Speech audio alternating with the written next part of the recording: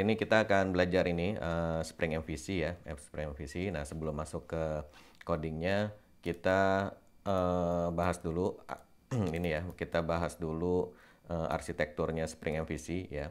Nah, jadi Spring MVC itu seperti kita sudah jelaskan kemarin, ini adalah framework aplikasi Java berbasis web yang menggunakan ini ya, menggunakan skema sinkronus, yaitu di bawahnya sebetulnya dia menggunakan servlet ya. Nah, Spring ini punya juga satu lagi framework yang berbasis reaktif ya, dia menggunakan Netty, tapi sekarang kita tidak membahas yang itu, kita akan bahas yang servlet ya. Nah, servlet ini dia sinkronus, kemudian seperti kita sudah jelaskan kemarin, dia menggunakan sistem thread per request ya. Jadi setiap ada yang request itu nanti akan membuat thread baru ya, sampai maksimum thread, yaitu defaultnya settingannya 200 ya. Nah, kita akan lihat di sini. Jadi di sini misalnya ada user yang request ya, dia request, maka akan diterima di aplikasi web ya. Nah, di sini dalam hal ini kalau kita pakai Spring MVC, dia biasanya defaultnya dia membundle Tomcat ya. Jadi application server atau web server yang dia gunakan ini adalah Tomcat ya. Nah, Tomcat. Nah, kemudian nanti di sini dia akan menginstal atau mendaftarkan satu ini yang namanya dispatcher servlet ya. Dispatcher servlet. Nah, dia inilah yang nanti akan menjadi inti atau mengatur lalu lintas dari semuanya ya.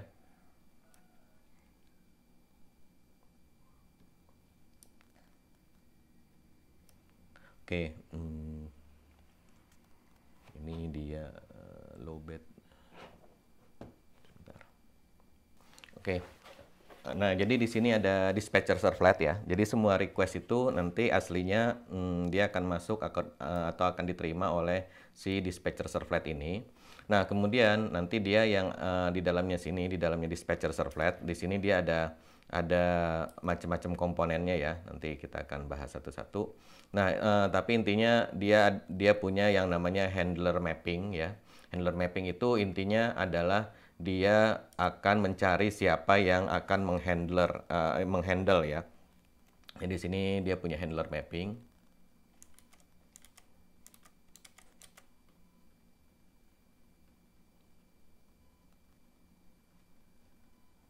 Nah, kemudian si handler mapping ini nanti akan mencari controller yang sesuai gitu ya. Nah, di sini kita punya controller. Ada banyak ya, nanti kita bikin controller banyak. Nah, nanti dia akan memapping atau mendelegasikan pemrosesan ke sini ya. Nah, jadi si dispatcher servlet ini dia akan kirim ke sini berupa HTTP request. Nah, kemudian yang dikembalikan ke sini sama si controller ini nanti ada macam-macam ya. Yang pertama dia bisa, yang jelas dia mengembalikan data ya. Nah, data atau model ya, atau kita sebut saja model supaya sesuai dengan kemarin kita menjelaskan model view controller. Nah, kemudian di sini dia akan menjelaskan atau memberikan nama view-nya kalau ada. Kalau nggak ada berarti nanti di render apa adanya ya. Nah, kemudian bisa juga dia tidak mengembalikan apa-apa, void ya. Kalau void ya berarti nanti dia langsung mengembalikan 200 oke gitu ya. Nah, seperti ini. Nah, kemudian di sini dia si dispatcher servlet ini kemudian nanti dia punya lagi komponen yang namanya adalah view resolver ya. View resolver. Nah, jadi tadi kan si controller mengembalikan nama view ya. Nah, view ini nanti akan dicarikan sama dia, ini view-nya ada di mana nih ya. Nah, kemudian di sini sehingga dia akan mencari view. Misalnya di sini kita punya time live view ya. Misalnya kita punya time live. Nah, time live ini nanti yang untuk template mengenerate HTML misalnya. Kemudian kita mungkin punya template lagi free marker ya. Misalnya kita mau kirim email Free marker ini bisa buat apa aja ya, misalnya buat teks, buat XML dan sebagainya gitu ya. Kemudian bisa juga kita menggunakan e-text atau Jasper ya, biasanya sih orang-orang pakainya Jasper aja supaya lebih gampang, ada desainernya ya, Jasper. Nah, Jasper View ini Jasper Report ya. Nah, ini nanti Jasper Report ini dia bisa mengenerate ini ya, bisa mengenerate PDF, Excel, HTML juga bisa gitu ya. Nah, jadi dia di sini akan mencari view-nya ya. Kemudian dia akan memberikan datanya tadi atau modelnya tadi ya. Model. Kemudian si view ini nanti akan render nanti hasilnya dia akan kembalikan ke sini ya. Nah, hasilnya ini nanti bisa macam-macam ya. Hasilnya ini nanti bisa dia berbentuk HTML ya. Bisa berbentuk PDF ya. Bisa berbentuk Excel ya. Dan sebagainya ya. Nah, Excel dan sebagainya gitu. Nah, jadi inilah sebetulnya tugas utamanya dari si dispatcher servlet ya. Nah, jadi Spring MVC itu frameworknya sebetulnya intinya ada di dispatcher servlet. Nah, tapi di sini dia juga bisa kita pasangin yang namanya interceptor ya. Jadi di sini interceptor itu ada di depan sini ya. Di sinilah kita bisa bilang di depan dan di belakang ya. Kita bisa pasang yang namanya interceptor. Nah, interceptor jadi contohnya adalah misalnya kita akan memeriksa dulu ininya apa? Kita memeriksa dulu izin aksesnya, kemudian kita memeriksa dulu authentication-nya, akses token-nya dan sebagainya ya. Walaupun kalau kita pakai Spring Security, sebetulnya Spring Security itu dia menggunakan yang namanya filter ya. Nah, di sini nanti bisa juga ada filternya. Contohnya biasanya Spring Security ya. Nah, di sini ada security filter ya.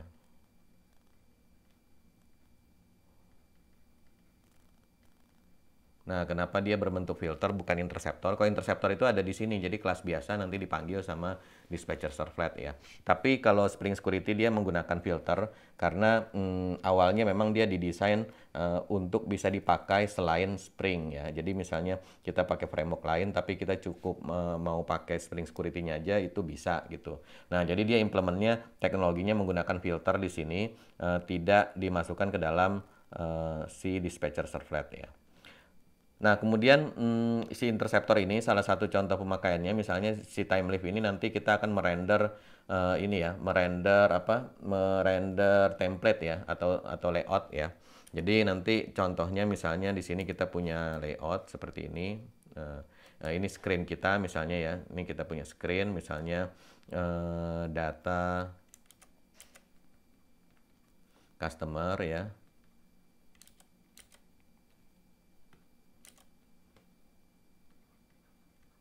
Nah, misalnya namanya siapa.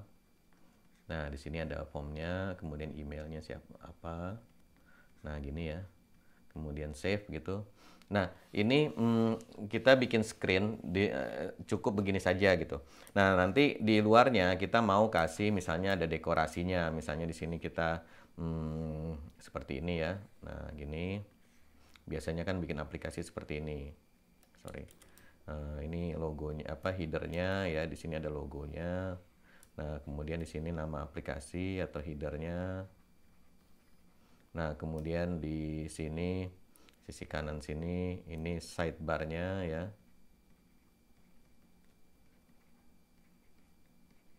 Nah, kemudian di bawah sini adalah footernya ya. Nah, ini footer. Nah, ini supaya tidak duplikasi, jadi si yang luarnya ini kita sebut saja ininya layoutnya ya. Nah, si layout ini kita buat terpisah, kemudian nanti akan kita pasang di setiap view. Jadi masing-masing view itu ya yang ini aja, yang di dalam aja gitu. Nah, itu nanti yang mengerjakan si interceptor ini. Jadi kita dari sini si view cukup merender bagiannya dia aja. Nanti udah jadi HTML-nya ini dia balikin ke dispatcher servlet. Nah, kemudian dispatcher servlet sebelum dia mengembalikan respons ke si user ya. Jadi sebelum dia balikin ke sini respon. Nah, gini ya. Sebelum dia mengembalikan respons, maka dia nanti akan akan melakukan interceptor ini tadi. Jadi interceptor itu ada yang dicegat sebelum masuk dan ada yang dicegat sebelum keluar gitu. Nah, di sini dia menambahkan ini. Nah, jadi kira-kira secara garis besar ini yang yang terjadi sebetulnya ya. Nah, kalau zaman dulu di Spring versi awal dispatcher servlet ini kita konfigurasi menggunakan ini XML ya. Jadi lebih kelihatan nih. Kalau saya kasih lihat contohnya di sini misalnya. Nah, kalau kita lihat di sini contohnya misalnya dulu saya pernah ada bikin aplikasi ya.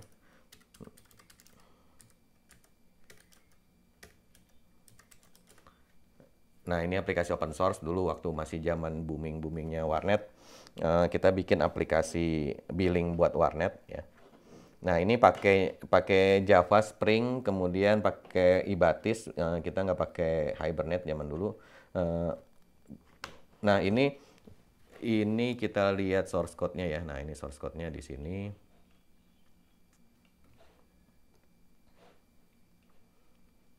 Code. Nah, di sini ya. Ini Spring zaman dulu nih. Ini kalau kita lihat tahun 2006 ya. Sekarang udah 2021, berarti sudah berapa nih, 15 tahun yang lalu ya, 15 tahun yang lalu. Nah, di sini kita lihat kalau zaman dulu itu lebih terlihat ya. Konsepnya sebetulnya sama. Jadi di sini kita lihat si Spring ini secara konsep dan arsitektur dia sebetulnya sama aja. Cuma zaman sekarang lebih dimudahkan. Nah, zaman dulu itu di Java itu belum ada istilahnya annotation ya. Jadi kita untuk mengkonfigurasi kita menggunakan menggunakan XML ya. Nah, ini XML-nya. Nah, XML itu seperti ini. Nah, di sini kita bisa lihat sebelum masuk ke sini kita masuk dulu ke web XML ya. Jadi aplikasi Java web itu selalu punya web XML ya. Kalau zaman sekarang ini sudah bisa digantikan annotation, jadi tidak ada lagi file XML-nya. Nah, tapi kalau zaman dulu kita harus bikin web XML. Nah, di sini kita mendefinisikan yang namanya dispatcher servlet nih, yang tadi saya ceritakan dispatcher servlet ini kita daftarkan dulu. Jadi kita punya tiga dispatcher. Yang pertama untuk admin, yang kedua untuk manajemen session, yang ketiga untuk member gitu. Nah, jadi di sini kita punya 3 servletnya, dan kemudian ini kalau kita lihat ACG ini adalah cikal bakalnya Spring Security ya. Jadi dia mendaftarkan filter, dan filternya ini mencegat semua request, diperiksa dulu sama dia udah login atau belum dan seterusnya gitu. Nah, jadi di sini ada dispatcher servlet. Dispatcher servlet misalnya kita buka yang ini yang admin atau member nih ya. Nah, ini yang member lah ya, yang member. Nah, jadi yang member ini nanti akan kita mapping. Jadi semua request yang /member maka akan dihandle oleh si dispatcher servlet yang namanya member. Nah, konfigurasinya ada di sini. Nah, di sini kita punya view resolver. View resolvernya ini adalah untuk mencari view. Nah, jadi tadi kalau kita lihat diagram yang di sini, dia mengembalikan view name ya. Nah, di sini jadi dia balikannya itu adalah nama view-nya ya. Nah, di sini view name ya. Nah, nama view-nya ini nanti akan dicari sama si view resolver. Dia akan cari. Nah, di sini kita bisa kasih ini ya, petunjuk bahwa nanti nyarinya di folder web INF template ya. Nanti nyarinya di sini gitu. Nah, kemudian di sini zaman dulu juga belum ada annotation, jadi kita membuat namanya bin name URL handler mapping gitu. Artinya kita memapping langsung di sini URL-nya apa dengan kelasnya apa gitu ya. Kalau zaman sekarang kita pakai annotation, nanti kita akan demokan pakai annotation ya. Tapi intinya sama, intinya adalah kita kita mapping URL ini siapa nantinya yang akan menghandle-nya gitu ya. Nah, kemudian setelah itu si controller ini akan menghandle login, kemudian setelah selesai dia akan memberikan view ya, balikan namanya login view ya. Login view, kemudian di sini ada session login. Ini nama view-nya. Nah, di sini kita bisa lihat di sini web INF tadi template ya, template. Nah, kemudian di sini ada ini session login ya. Jadi di sini yang dia kembalikan di sini session login, kita cari di web INF template session login, kemudian dikasih suffix HTML. Berarti carilah file yang lokasinya di web-inf template, nama filenya session login.html. Nah, jadi seperti itu ya. Ini perlu diingat zaman dulu itu belum ada Spring Boot ya. Jadi Spring Boot itu sebetulnya kan framework atau pembungkus untuk menyatukan semua komponennya Spring Framework supaya dia tidak perlu konfigurasi lagi gitu. Jadi yang ini tidak perlu kita config lagi, tapi sama Spring Boot sudah ditentukan. Jadi kita naroknya ya, ini kalau kita bandingkan sama project kita ya. Nah, untuk template tadi, di sini kan kita bisa tentukan sendiri nih di folder web-inf template ya. Tapi kalau di Spring Boot itu sudah ditentukan sama dia, pokoknya taruhnya di sini src main resources templates ya. Nah, taruhnya di sini gitu ya. Jadi itu yang harus kita lakukan gitu. Nah, jadi ini ya, ini adalah template-nya, ini adalah view-nya. Jadi lalu lintasnya seperti itu, dari request diterima di URL ini, dia akan memanggil kelas ini, kemudian nanti akan dijalankan. Setelah selesai dia akan mengembalikan login. Kalau untuk login view maka balikin ke sini, tapi untuk member page balikin ke sini gitu ya. Nah, jadi seperti itu. Nah, kemudian di sini kan kembalikan kalau dia member page maka kirim ke preferences HTML ya. Nah, preferences HTML itu nanti di-handle lagi di sini. Dia akan memanggil kelas user preference ya, kemudian ada login page. Kalau login ke sini, kalau masuk ke preference ke sini ya. Kalau main view maka masuk ke member index. Nah, member index ini filenya ada di mana? Ada di web-inf template member index .html ya. Jadi nanti tinggal dicari situ. Nah, jadi kalau yang zaman dulu itu lebih kelihatan karena kita bikin config dalam bentuk XML, jadinya lebih terlihat strukturnya gitu ya. Nah, tapi ini ya cukup melelahkan kalau nanti URL kita ada banyak, nanti ini akan sangat besar sekali filenya ya, file ininya. Maka zaman sekarang file config-nya, dan orang cenderung males config ya, karena di sini kan jadi kalau kita mau menghandle URL berarti kita harus bikin definisi di sini satu, kemudian bikin lagi di kelasnya kita bikin lagi coding di Java-nya gitu. Jadi ada dua tempat dan kadang-kadang suka lupa atau mungkin mungkin salah ketik gitu ya. Jadi sehingga banyak errornya gitu. Nah, jadi orang-orang males bikin ginian. Nah, akhirnya sekarang kita pakai annotation. Nah, kita akan lihat yang sama ya, yang sama dengan Spring Boot ya. Nah, jadi di sini kalau Spring Boot semua nanti akan di-handle sama dispatcher servlet. Dia udah otomatis mengkonfigurasi dispatcher servlet. Kemudian untuk mengarahkan ini, URL ini, kita menggunakan annotation ya. Nah, annotationnya itu kita langsung pasang di sini. Misalnya di sini kita kemarin punya controller namanya home controller ya. Nah, di sini kita punya get mapping home. Nah, ini sama aja nih dengan ini ya, dengan ini. Nah, /home ya, /home kemudian kita ini logging aja, tidak melakukan processing dia sebenarnya. Kemudian dia void ya. Void itu artinya dia tidak mengembalikan sesuatu. Nah, kalau dia tidak mengembalikan apa-apa sama si Spring, itu dianggap bahwa URL ini mencerminkan view name ya. Tadi kan kita ingat bahwa si controller itu mengembalikan model dan view name ya. Nah, di sini karena kita nggak ngapa-ngapain, belum ngapa-ngapain ya. Jadi dia cuma mengembalikan view name saja. View name-nya diambil dari sini ya. Berarti dia akan mencari si view-nya ini ada di mana. Dia akan cari di src main resources /template /home .html. Nah, jadi di sinilah ya ini home HTML nih. Inilah template-nya yang akan dia render gitu ya.